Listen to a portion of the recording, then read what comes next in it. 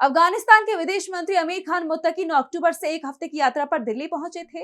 अफगानिस्तान में तालिबान के सत्ता में आने के बाद ये उनका पहला दौरा है, लेकिन उनके दौरे का पहला दिन ही विवादों में घिर गया। दिल्ली में उनकी प्रेस कॉन्फ्रेंस में महिला पत्रकारों को प्रवेश ही नहीं दिया गया, जिसके चलते सियासत गर्मा गई है। वहीं अब इस मुद्दे पर कांग्रेस सांसद प्रियंका गांधी ने भी सरकार को घेरा है। तो क्या है पूरा मामला, देखिए इस रिपोर्ट में। दिल्ली में तालिबान के विदेश मंत्री आमिर खान मुत्तकी की प्रेस कॉन्फ्रेंस में महिला पत्रकारों को एंट्री न मिलने पर बवाल मच गया है। मुत्तकी के इस फैसले पर महिला पत्रकारों ने तो खुलकर नाराजगी जाहिर ही की है। वहीं अब विपक्ष ने इस मुद्दे पर सरकार से सवाल पूछने शुरू कर दिए हैं।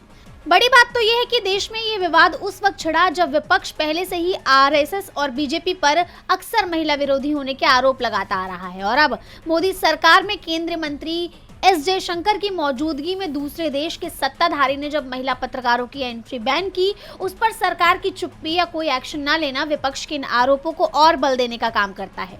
वहीं अब इस घटना को कांग्रेस सांसद प्रियंका गांधी ने महिलाओं का अपमान करार देते हुए मोदी सरकार पर जमकर निशाना साधा है।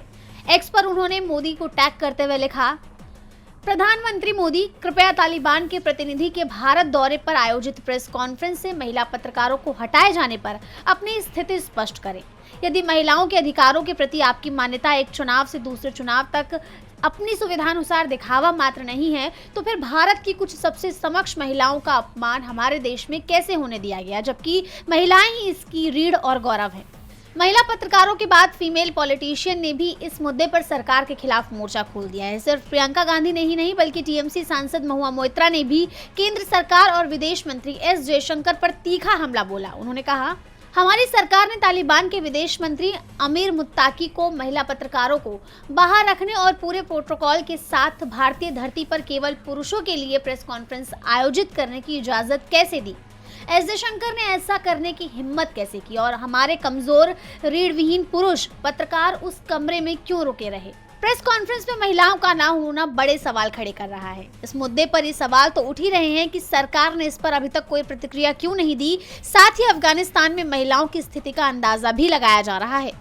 इस मुद्दे पर सिर्फ महिलाओं ने ही नहीं, बल्कि पुरुषों ने भी आलोचना करनी शुरू कर दी है।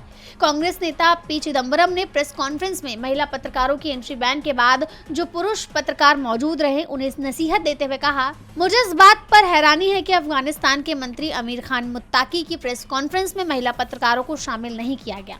जब पुरुष पत्रकारों को पता चला कि उनकी महिला सहकर्मियों को शामिल नहीं किया गया, तो उन्हें बाहर चले जाना चाहिए था।